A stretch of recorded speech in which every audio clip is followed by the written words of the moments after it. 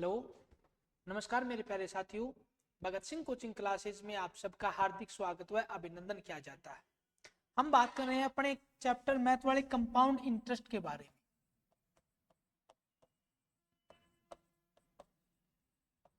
जिसके हमने 3 टाइप जो हैं वो पढ़ लिए थे। और आज हम बात करेंगे टाइप नंबर 4 की।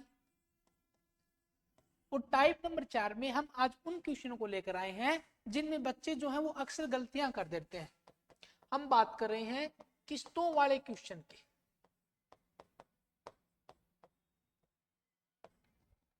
जहां आपको बताया जाता है कि यदि कोई व्यक्ति जो है एक वस्तु को इतने रुपए में खरीदता है और वो बात करता है कि मैं ये जो पैसे हैं वो किस्तों के रूप में आपको जमा करा दूंगा, तो अपने से सामने वाला रेट ऑफ इंटरेस्ट की डिमांड करता है या अपने को रेट ऑफ इंटरेस्ट दे देता है, किस्त अपने को पूछ लेता है कि कितने किस्तों के अंदर या कितने रुपए की किस्त के अंदर वो राशि जो है वो जमा कर दी जाएगी।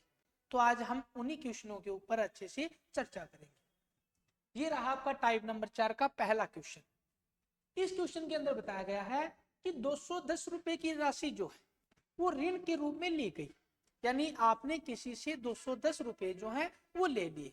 और हमने बताया था कि ये ली गई जो राशि है इसी को आप बोलते हो मूलधन। उसके बाद में अपने को बताया गया है इसे 2 समान किस्तों में वापस किया जाना है, यानी आपने किसी से 210 रुपए उधार ले लिए और आप बोलते हो कि मैं इसे 2 किस्तों के अंदर दे दूंगा, एक साथ तो दे नहीं सकता। और सामने वाला तब आपसे रेट ऑफ इंटरेस्ट यानी ब्याज की बात करता है कि 10%, यानी 100 रुपए के ऊपर 10 रुपए ब्याज के देने हैं और 2 किस्तों के अंदर आपको वो रुपए जमा कराने। तो आपसे पूछा गया है कि आप एक किस्त जो है वो कितने रुपए की देनी होगी।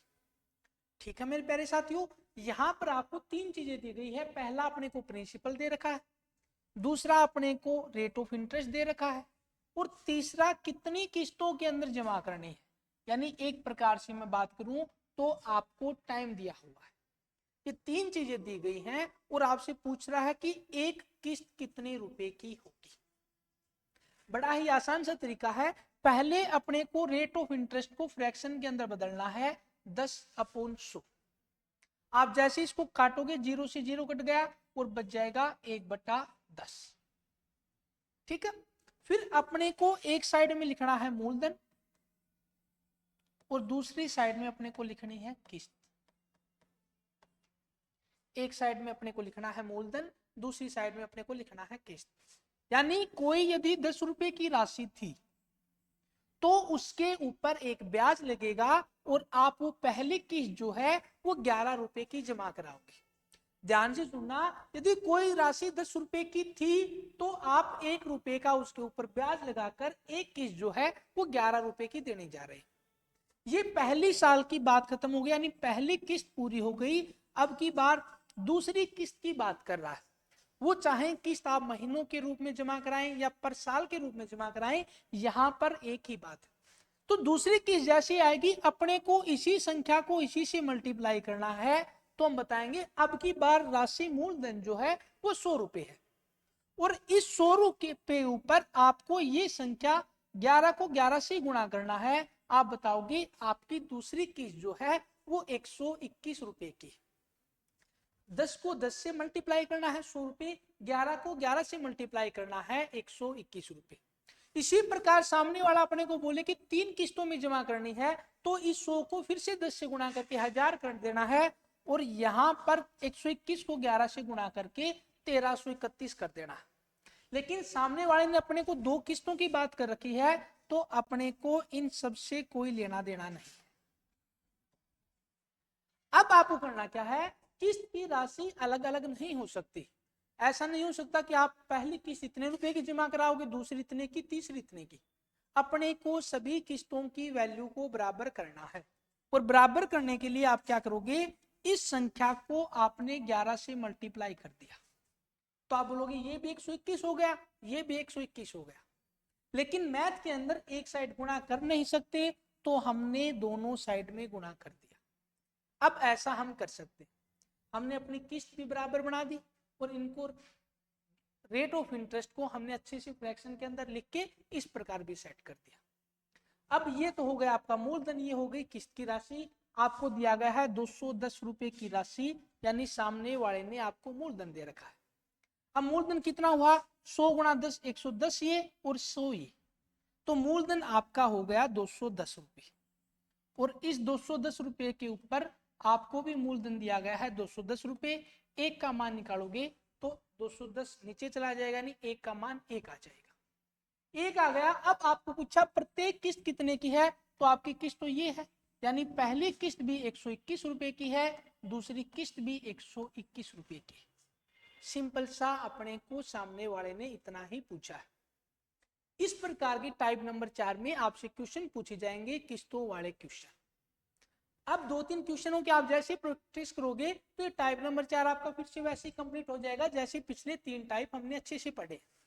सेम टू सेम बात दे रखी है। अब की बार बस सामने वाला बात कर रहा है 3 किस्तों की कर रहा है, ठीक है। उन्होंने दिया है 10,800 रुपए की राशि जो है वो ऋण के रूप में ली गई, इसे 3 समान किस्तों में वापस किया जाना है। यदि ब्याज की दर 20% है तो आपको प्रत्येक किस्त कितने की है वो बतानी।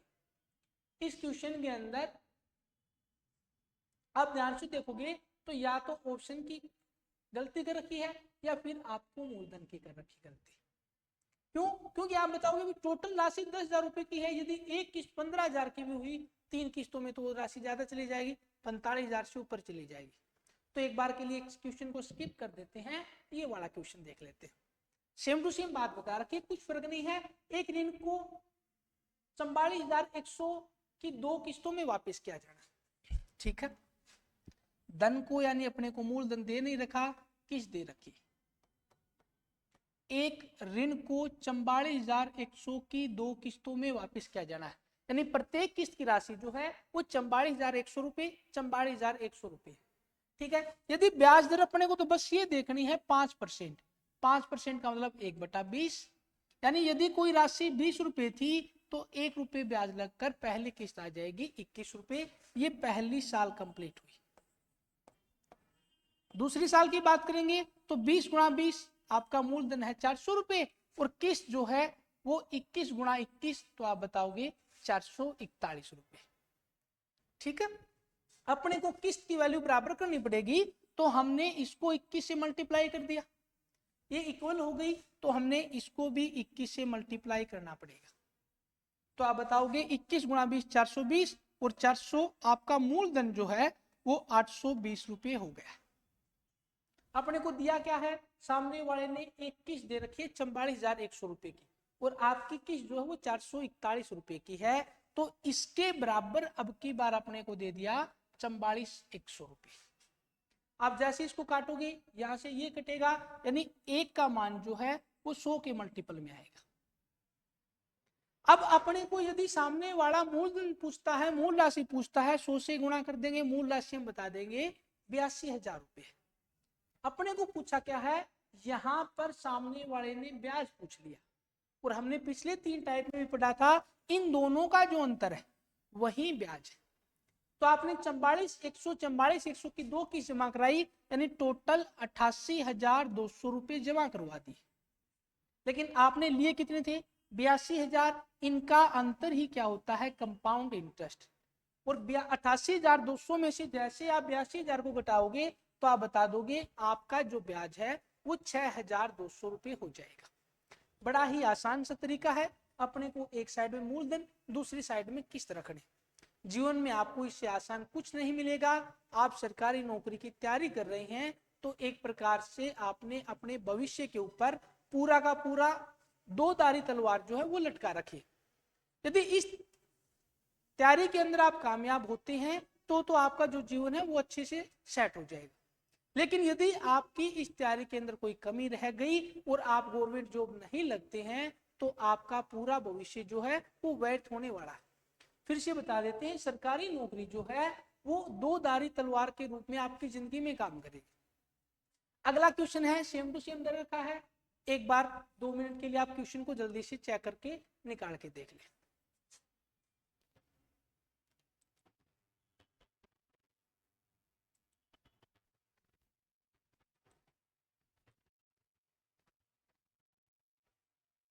यहां पर अपने को दे क्या रखा है, एक राशि का भुगतान 2 वार्षिक किस्तों में किया जाना है, यानी किस्त कितनी है, 2 किस्त देनी है, और प्रत्येक किस्त जो है वो 17,640 रुपए की, प्रत्येक किस्त जो है वो 17,640 रुपए की।